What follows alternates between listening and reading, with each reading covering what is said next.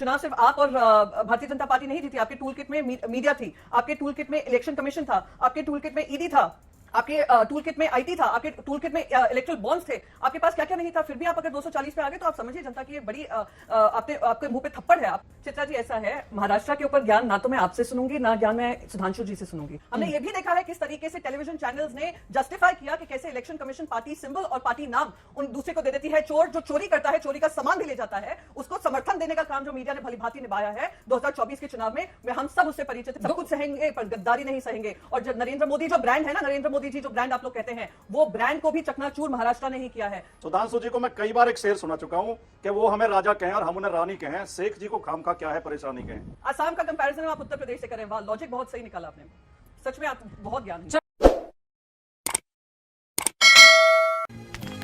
मालिक वो देखो। अब विपक्षी दल संख्या बल में इस बार बहुत मजबूती के साथ कदमताल करने वाला है। ऐसे में क्या है सरकार की तैयारी?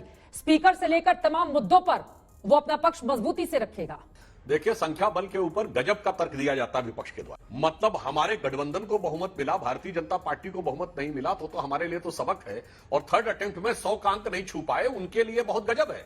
और मैं पुनः कह रहा हूं, 1984 में जब इंदिरा जी की दुखद हत्या के साए में हुए चुनावों को छोड़ दें तो आज तक 40 साल में कांग्रेस को कभी 240 सीटें नहीं मिली।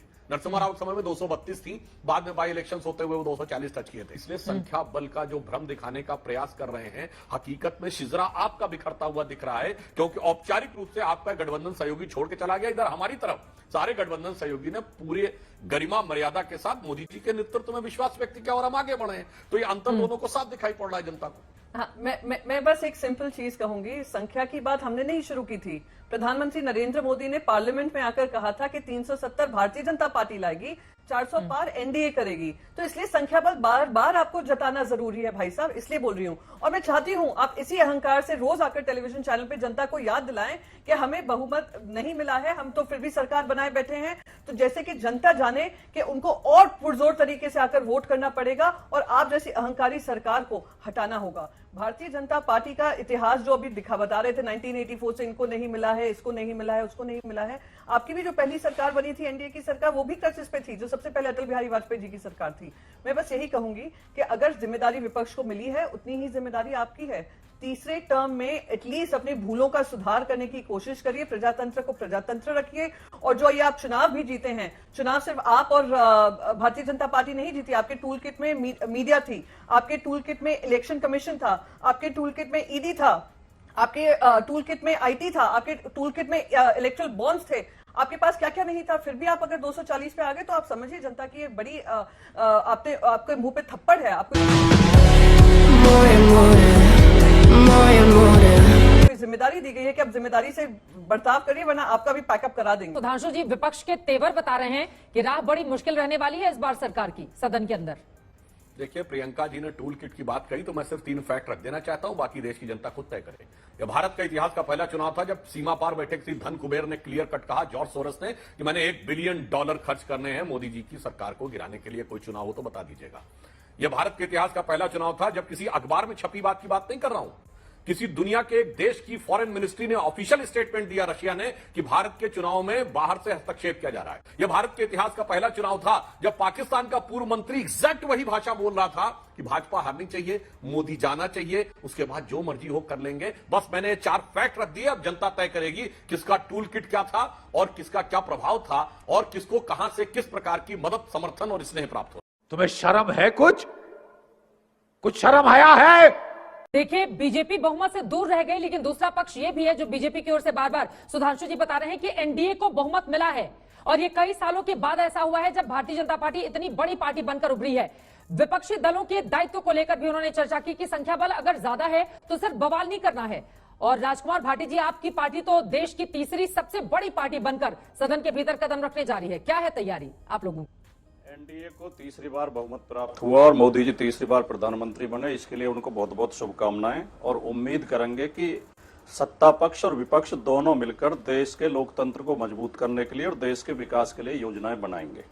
विपक्ष और सत्ता पक्ष कोई शत्रु पक्ष नहीं होते हैं कि दोनों में शत्रुता है। दोनों को मिलजुल कर एक दूसरे की भावनाओं का ख्याल रख के एक दूसरे के सलाह मशवरे से योजनाएं बनानी चाहिए। इस बार आपको संसद का माहौल बदला बदला नजर आएगा। इस बार वो तानाशाही नहीं चलेगी जो पहले चलती थी। लेकिन सुधांशु त्रिवेदी जी के बयानों से ऐसा लगता है कि लोकतंत्र का सम्मान ये अब भी नहीं कर रहे हैं। उन्होंने सारे अभी अपने वक्तव्य में तीन बार वो बोले, तीनों बार विपक्ष के ऊपर अनर्गल आरोप लगाए, विपक्ष को कोसा है, विपक्ष को ये हंगामा करेंगे। आपको कैसे पता चल गया पहले ही हंगामा करेंगे, नियमों का उल्लंघन करेंगे? ऐसी भावनाओं से लोकतंत्र नहीं चलता है। विपक्ष का सम्मान करना सीखिए। इस बार देश की जनता ने जो जनादेश दिया है, हम भी घबराए हुए थे, देश के बहुत लोग घबराए हुए थे कि लोकतंत्र खतरे में है, संविधान बदल देंगे, सामाजिक न्याय की दिशा को पलट देंगे। लेकिन इस भारत देश की महान जनता ने ऐसा जनादेश दिया है कि ना तो सत्ता पक्ष तानाशाही कर पाएगा और विपक्ष सरकार बनाने से पीछे रह गया। तो इस ऐसे दौर में चाहे सरकार बेशक एनडीए की बनी है, मोदी जी की बनी है, लेकिन हम इसलिए प्रसन्न हैं कि इस बार संसद में लोकतंत्र दिखाई देगा, पुरानी परंपराएं दिखाई देंगी, संसद में चर्चा होगी। एक से एक शानदार नेता चुनाव जीत के संसद के अंदर आए हैं, एक से एक शानदार वक्ता आए हैं जो जमीन से जुड़े हुए हैं, जिन्हें जमीनी मुद्दों की समझ है, जिन्हें देश की जनता के भावनाओं की समझ है। तो इस बार मैं बहुत आशान्वित हूं और मैं निवेदन करूंगा कि सत्ता पक्ष को भी अपना रवैया बदलना चाहिए। केवल विपक्ष को गाली देने से आप मजबूत नहीं होंगे। देश को मजबूत करने के लिए कुछ सोचिए, कुछ योजनाएं बनाइए। अब्बा नहीं मानेंगे।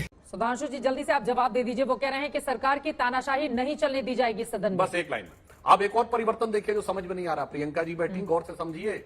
महाराष्ट्र में विधानसभा चुनाव में कांग्रेस चौथे नंबर की पार्टी थी, भाजपा, शिवसेना, एनसीपी और कांग्रेस। आज क्या हुई? कांग्रेस नंबर 1 की पार्टी हो गई। कांग्रेस बढ़ी किसकी कीमत पे? शिवसेना और एनसीपी की कीमत पे। आज सबसे ज्यादा सीटें उनकी हैं। बाइपोलर पॉलिटिक्स होती जा रही महाराष्ट्र, और यही खतरा अब उत्तर प्रदेश में होगा, क्योंकि इनके वोट वोट बैंक वर्ड नहीं कह रहा हूं, जो कोर वोटर है, हमारा और जदयू का कोर वोटर एक दूसरे का पूरक है। इसलिए हम 29 साल में 26 साल साथ रहे। इनका कोर वोटर एक दूसरे का प्रतिस्पर्धी है। इसलिए कांग्रेस का राइज हमारे लिए चिंता का विषय नहीं है। यह देश की पॉलिटिक्स को बाइपोलर की तरफ ले जा रहा है। यह क्षेत्रीय दलों के लिए चिंता का विषय है।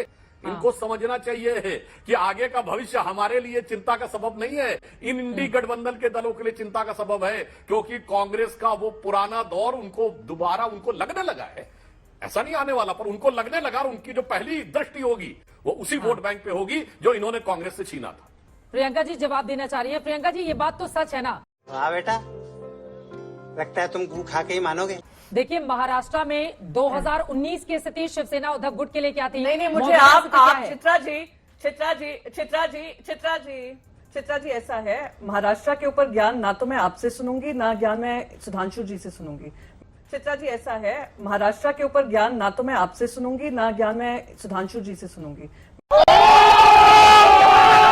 मैं जरा आपको थोड़ा इनको बता दूं, ये एक बात कर रहे हैं महाराष्ट्र को लेकर।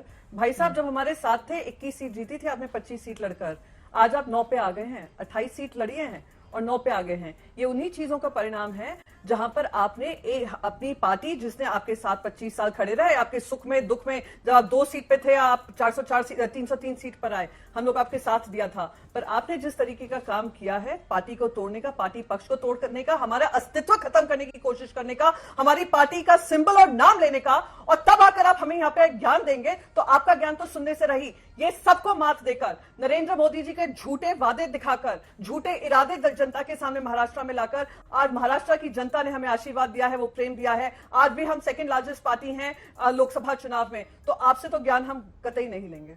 मैंने तो अनेक राज्यों का अगर ये उदाहरण दिया, महाराष्ट्र तो के मैंने ऊपर सिर्फ ये बोलेंगे तो बोला इनके बारे में सेकंड 10 लार्जेस्ट चीज तो मैं आप बोलूंगी।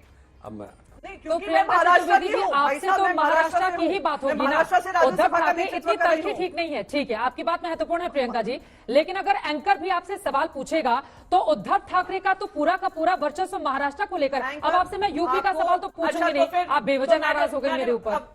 नहीं, एक मिनट, आपने नहीं, मैं आपसे नाराज नहीं हो रही। मैंने क्योंकि हमने आपसे पहले चुनाव के समय पे आप सबकी कवरेज देखी है, देखा है कि उनका अस्तित्व रहेगा या नहीं रहेगा, उस पर कितनी चर्चाएं हुई हैं। हमने ये भी देखा है किस तरीके से टेलीविजन चैनल्स ने जस्टिफाई किया कि कैसे इलेक्शन कमीशन पार्टी सिंबल और पार्टी नाम उन दूसरे को दे देती है। चोर जो चोरी करता है, चोरी का सामान भी ले जाता है, उसको समर्थन देने का काम जो मीडिया ने भली भांति निभाया है 2024 के चुनाव में, हम सब उससे परिचित हैं। इसलिए मैंने कहा कि महाराष्ट्र को लेकर सवाल आप अगर मुझसे पूछ रही हैं तो ये सवाल लाजमी पड़ता ही नहीं है, और इसका सवाल मैं जवाब तो जरूर दूंगी पर ज्ञान मैं इनसे नहीं सुनूंगी, ये मैंने कहा था। हाँ भाई, कैसी लगी?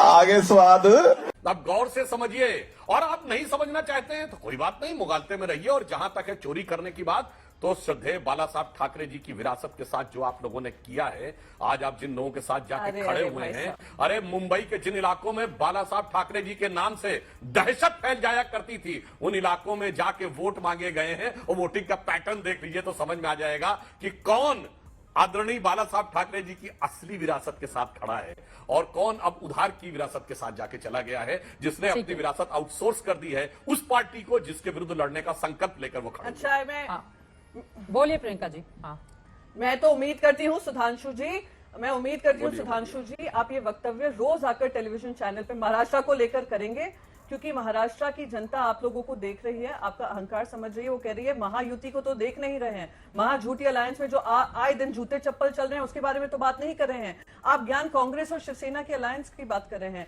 आप कह रहे हैं बाला साहेब ठाकरे जी के अस्तित्व की बात करते हैं। बाला साहेब ठाकरे जी का आशीर्वाद है कि आपने हमसे सब कुछ छीनने का काम किया, फिर भी जनता ने बाला साहेब ठाकरे जी के सुपुत्र को ये विश्वास जताया कि हम जनता तुम्हारे साथ है। तो किसके साथ आशीर्वाद है, किसके साथ नहीं है, आप ये तय करने वाले नहीं है, महाराष्ट्र की जनता तय करने वाली है। सब कुछ सहेंगे पर गद्दारी नहीं सहेंगे। और जो नरेंद्र मोदी जो ब्रांड है ना, नरेंद्र मोदी जी जो ब्रांड आप लोग कहते हैं, वो ब्रांड को भी चकनाचूर महाराष्ट्र ने ही किया है। तो थोड़ा अभी संभल जाएं, इस अहंकारी सोच से थोड़ा निकले, तभी महाराष्ट्र से आप जुड़ पाएंगे, वरना महाराष्ट्र आपको अलविदा कहने को तैयार है। अभी कुछ ही, ये तो मैं बार बार कह रही हूँ, ये तो अभी ट्रेलर हुआ है, पिक्चर अभी बम्पर पिक्चर जो बम्पर बॉक्स ऑफिस हिट होगी महाविकास आघाड़ी की, वो अभी बाकी है। तो हमारी सीट की टेंशन आप मत लें, आप अपनी लड़ाई लड़ें, अस्तित्व की लड़ाई लड़ें। ठीक है, लेकिन ये बात तो सच है कि अगर महाराष्ट्र में सबसे ज्यादा फायदा किसी पार्टी को हुआ है तो वो कांग्रेस पार्टी है। लेकिन राजकुमार भाटी जी, अब उसी कांग्रेस को लेकर एक नई युति के साथ आप लोग समाजवादी पार्टी आगे बढ़ रही है। सपा को 37 सीटें आई और 6 सीटें कांग्रेस पार्टी को आई। लेकिन अभी 10 सीटों पर जहां पर उपचुनाव होना है, कांग्रेस पार्टी चाहती है कि उनमें भी 3-4 सीटें उसको दी जाएं। और आप लोगों की मंशा यह है कि महाराष्ट्र हो, हरियाणा हो या दूसरे अन्य राज्य हो जहां पर कांग्रेस पार्टी मजबूती से खड़ी है, वहां पर क्या समाजवादी पार्टी भी विधानसभा के लिए टिकट चाहेगी? कोई सेंस है इस बात की? 4 जून को चुनाव परिणाम आने के बाद से जितनी डिबेट में मैं सुधांशु जी के साथ रहा हूं, सुधांशु जी चाहे विषय हो या प्रसंग हो या नहीं हो, इस बात पर जरूर बात लेके आते हैं कि महाराष्ट्र और उत्तर प्रदेश की तो खास तौर से उनके अंदर कोई गांठ है, कोई फोबिया है, पता नहीं, बेहद डरे हुए हैं महाराष्ट्र उत्तर प्रदेश को लेकर कि यहाँ कांग्रेस का विवाद होगा समाजवादी पार्टी के साथ, उधर शिवसेना के साथ, घुमा फिरा के इस विषय पर लेके आते हैं। मैं केवल इतना आश्वस्त करना चाहता हूं सुधांशु जी, आप चिंता मत करिए, हम सुलझा लेंगे, जो भी हमारे अंदरूनी मतभेद हैं उन्हें सुलझा लेंगे, जो भी बंटवारा होना सीटों को हो जाएगा। लेकिन सिद्धांत की बातें उन्हें करनी चाहिए जो खुद सिद्धांत पर चलते हो।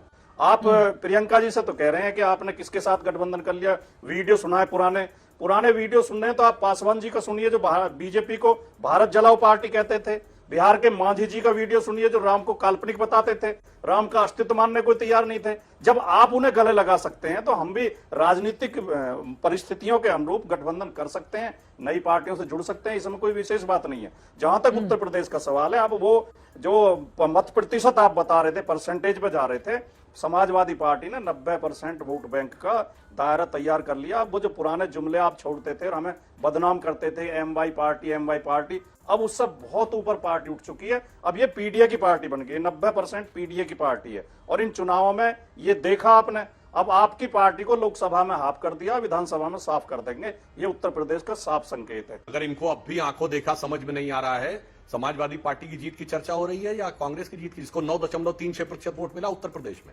11.5% वोट तमिलनाडु में पाके हमारी चर्चा नहीं हो रही है। और मैं पूछना चाहता हूं, अगर 3,90,000 वोटों से जीते हैं राहुल गांधी और 1,72,000 से कन्नौज में जीते हैं अखिलेश यादव, तो किसी के समझ में नहीं आ रहा है कि सपा का वोट कांग्रेस को ट्रांसफर हुआ है, कांग्रेस वोट सपा को ट्रांसफर नहीं हुआ, 90% खत्म हो गया, तो 42% वोट हमारे पास कैसे मेरे भाई से ज्यादा मिला है? 1.5 लाख आपको 33-34% वोट मिला है और कुल मिला के 10 कांग्रेस का जोड़ है। सुधांशु जी को मैं कई बार एक शेर सुना चुका हूं कि वो हमें राजा कहें और हम उन्हें रानी कहें, शेख जी को खामखा क्या है परेशानी कहें। वो हमारा मसला हम सुलझ लेंगे, आप चिंता मत करिए, जो होगा शांतिपूर्वक। और परसेंटेज की जहां तक आप बात कर रहे हैं, आप अपना 42 तो बता रहे हैं, हमारा 43 नहीं देख रहे। इंडिया गठबंधन को 43% वोट मिला उत्तर प्रदेश में, अपना 42 बार बार बता रहे हैं, हमारा भी 43 बताओ। सुधांशु जी, मुझे बस एक चीज पूछनी थी। आपने बताया कितने मार्जिन से अखिलेश जी जीते, कितने मार्जिन से राहुल गांधी जीते। मुझे ये बताइए, अजय राय जी को इतने वोट्स मिले और सिर्फ 1.5 लाख के मार्जिन से प्रधानमंत्री मोदी जी जीते, उसका क्या जवाब है? उसके बारे में तो चर्चा कर लीजिए। इतना ध्यान से देख रहे हैं अखिलेश जी का मार्जिन, राहुल जी का मार्जिन, मोदी जी का मार्जिन क्यों कम हो गया? इसके बारे में भी थोड़ा ज्ञान हम सबको बांटिए अपनी पार्टी के बारे में।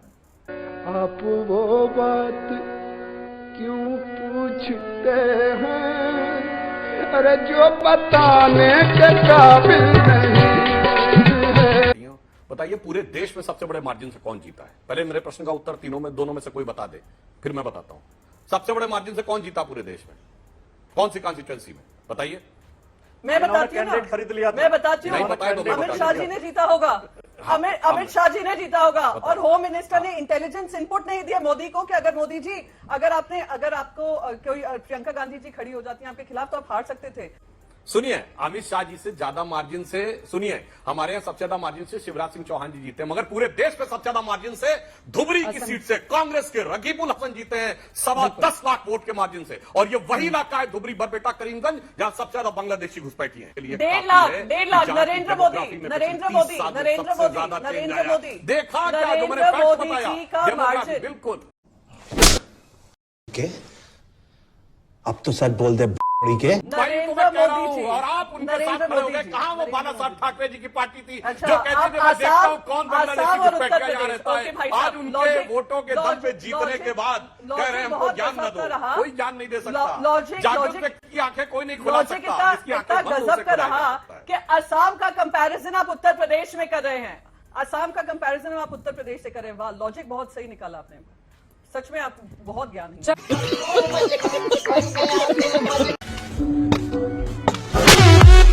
अब बताइए मैं क्या करूंगा? एक बहुत सिंपल सी टिप आपके साथ शेयर करती हूँ। अपने हाथ को इस तरीके से रखिए। If you look at this from your side, आपका लेफ्ट हैंड आपको बी के जैसे दिखेगा और राइट हैंड आपको डी के जैसे दिखेगा। B and D.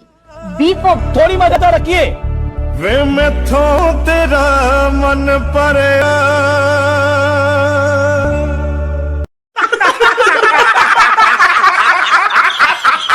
खत्म। बाय बाय, टाटा, गुड बाय, गया।